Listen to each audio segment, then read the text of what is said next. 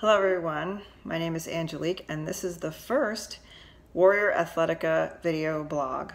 In today's blog we will be discussing an article that I read last week entitled The 7 Exercises That You Should Never Do. Now first to start, I don't believe there is any exercise that one should never do. I believe there are certain parameters of form that you shouldn't do, but I don't believe in excluding any single exercise if it's done with proper form. So before some people hearing this get their panties in the bunch and start talking about injuries and ailments and disabilities, etc., I want to state that not every exercise is good for the mechanics of every body.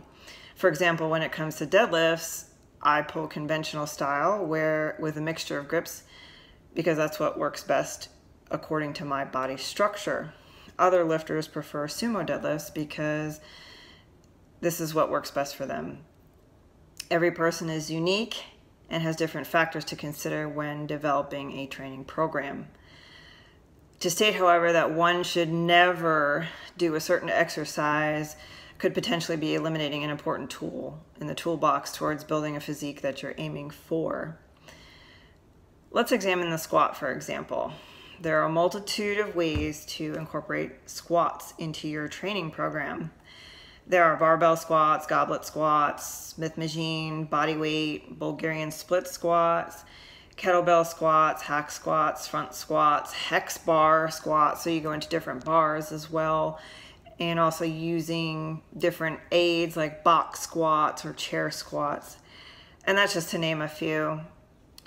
So addressing the core of the article against squats, it's understandable that many use ailments or injuries to avoid squatting altogether. And I can't tell you how many times I've heard, oh, I can't squat, I have back problems, or I have knee problems.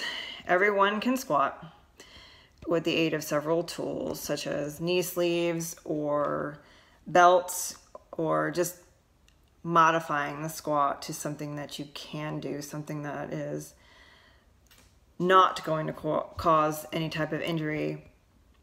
But I believe that everyone can do some kind of squat. So many years ago, I was told by doctors that typically someone of my extent, as far as scoliosis goes, should not be performing any type of weight-bearing exercise on my back. If I had listened to this advice, I'd most likely be hunched over and in massive pain today.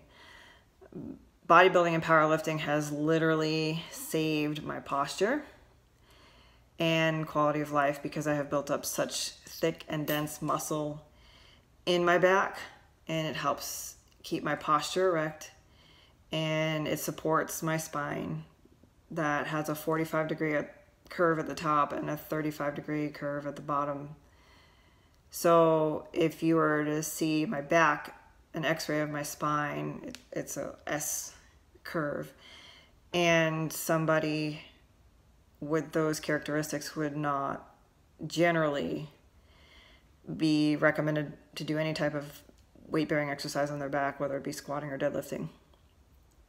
But it's because I've utilized those exercises in my program that I have built up the muscle that I have, and that I can stand with an erect posture instead of being hunched over like a lot of people in my condition, and that I can live day to day with a minimal amount of pain.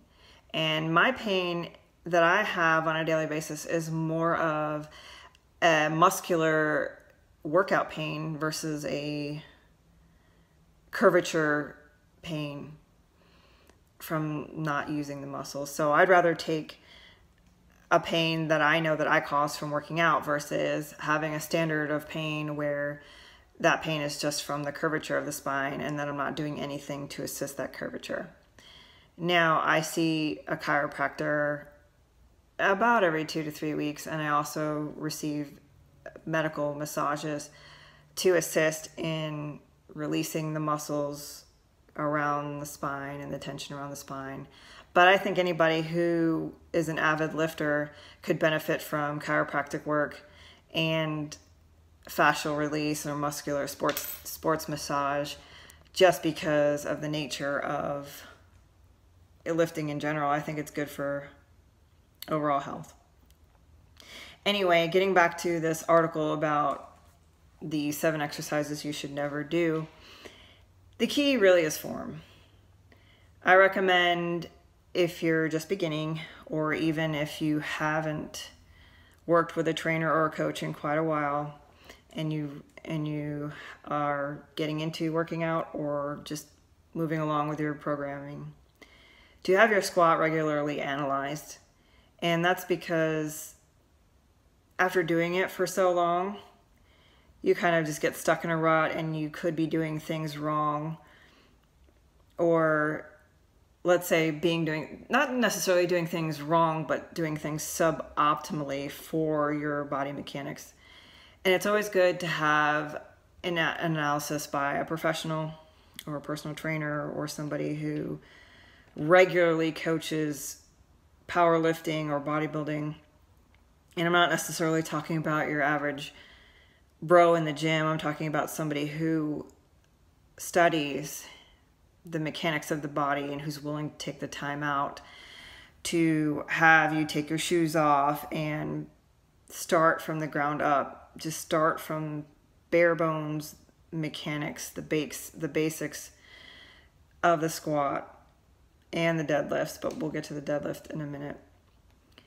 So the squat in particular has so many moving elements as far as where you place your heels, how you place your heels, how far apart, body weight distribution, the way your back leans or doesn't lean, keeping your chest up, breathing and bracing against your weight belt, breathing in general, unracking, re-racking, and a lot to do with depth as well. Now, I understand that not everyone is able to break the parallel plane because maybe their structure does not allow that. Just like some people's structure doesn't allow them to stay completely upright while squatting. Sometimes people have to lean a little bit more forward in order to get the depth that they need. That's okay, as long as you're performing the squat to as deep as you can, not loading the bar with 3 times your body weight and trying to squat that, but not really squatting, more so doing knee bends. You don't want to do knee bends. You want to have proper form. You want to go as deep as below parallel, and you want to make sure that you're driving with your heels. So that being said,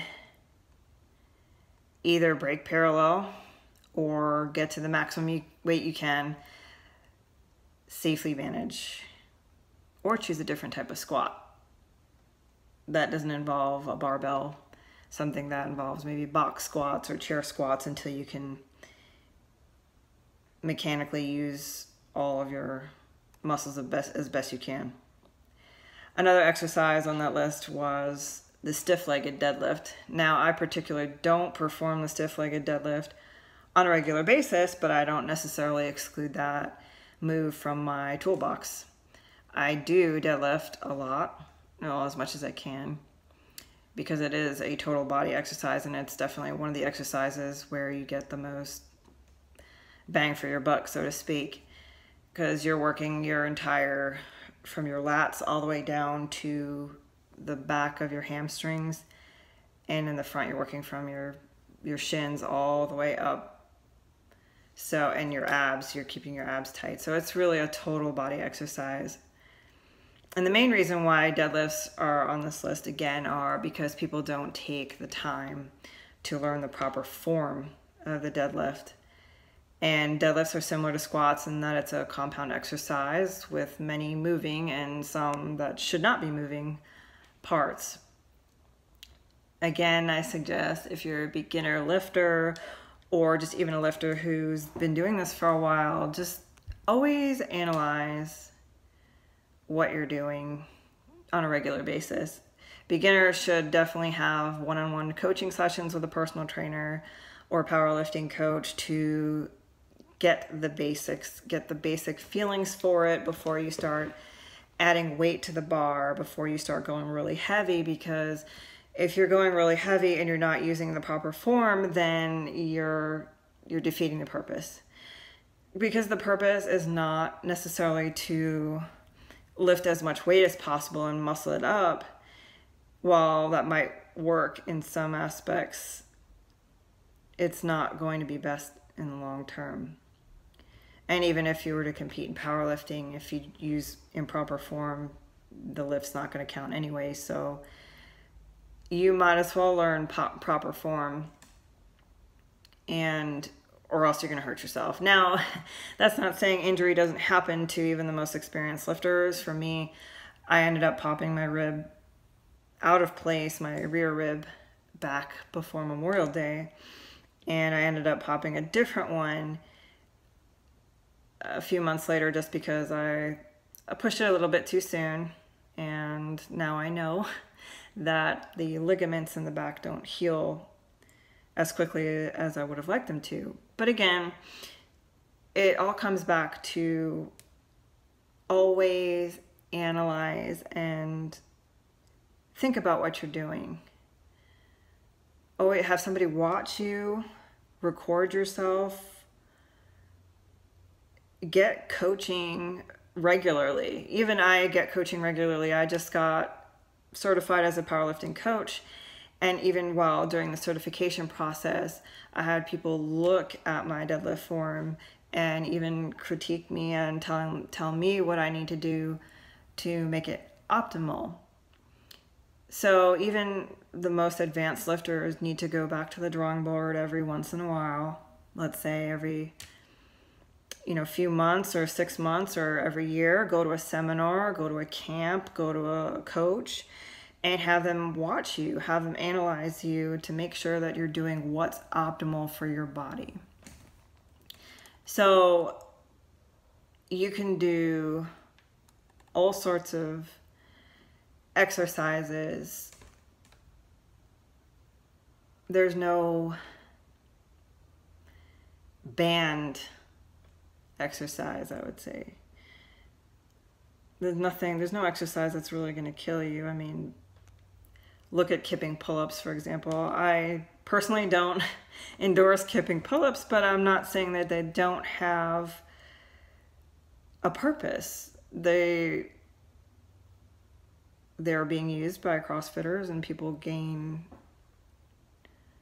muscle and they're able to do pull-ups because they're allowed to use the kipping.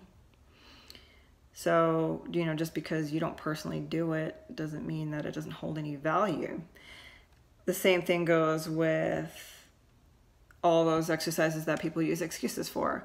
Like I mentioned before, oh, I can't do this exercise because of XYZ, and I can't do that exercise because, I heard this and that it's bad. And if you're exercising, first of all, congratulations to you. You've embarked on one of the best activities you can for your body. Second of all, I would never limit myself because of what an article said or what a doctor said. Always, obviously, use caution if it's something that you're injured.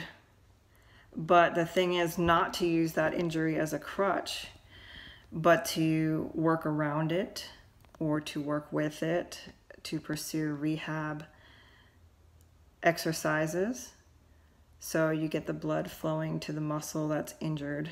Because I believe that if you don't use a muscle, it atrophies and you lose the ability to use that muscle. It's been scientifically proven that if you were to, let's say, bind your arm to your body for a number of months, eventually your muscles will atrophy and you will lose the muscle mass that you've built and you'll become lopsided.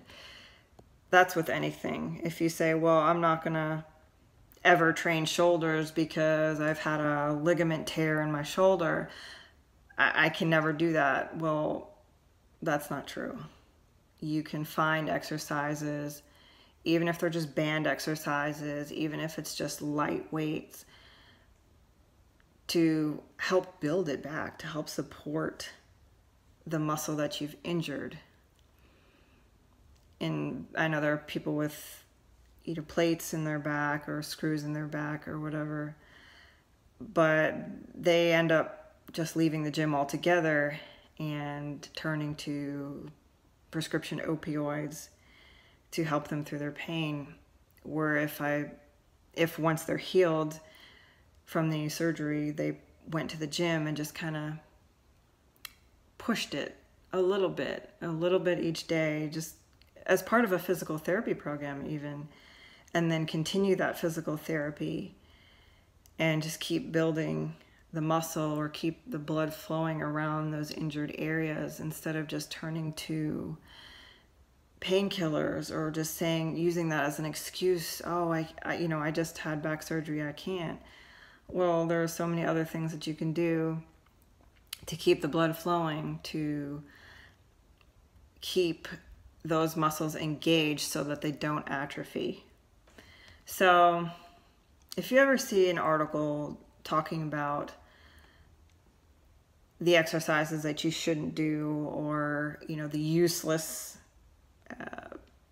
properties of an exercise like the leg extension, I can't tell you how many articles I've read saying that the leg extension is useless and that it puts a lot of tension on the joints and that you'll never use that in real life.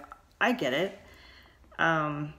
But personally, I love the leg extension for developing the different heads of the quad. I love how it focuses on the quad. While you may never put weight on the top of your shins and extend it upward, I do believe it, again, and it's another tool in your tool belt for building muscle. So don't listen to the naysayers. Don't listen to the people saying, talking you out of it. You can do anything you want. You can work around your injuries. You can work around your ailments. There's always a way.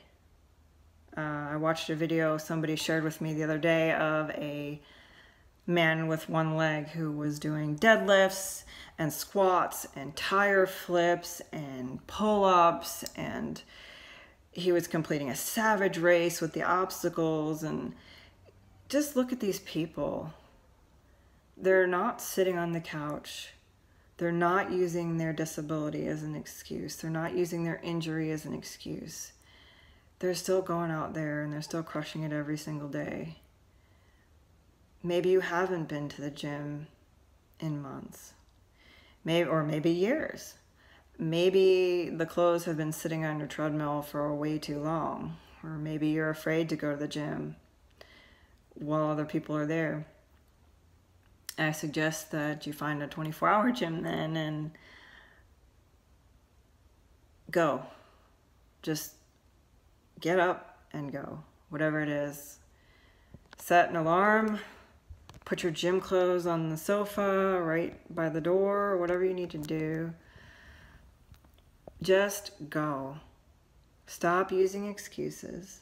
Stop using articles as crutches or doctors' words, because I guarantee you those doctors aren't living the healthiest lifestyle either. When's the last time you saw a really shredded doctor? I doubt. I mean, I've seen some fit doctors. My chiropractors are very fit men. And they understand that the bodybuilding world, and you don't necessarily have to be a bodybuilder. I'm just saying, just exercising in general is something that everyone should do. It's really the fountain of youth. Anyway, I hope you enjoyed this first video blog of mine.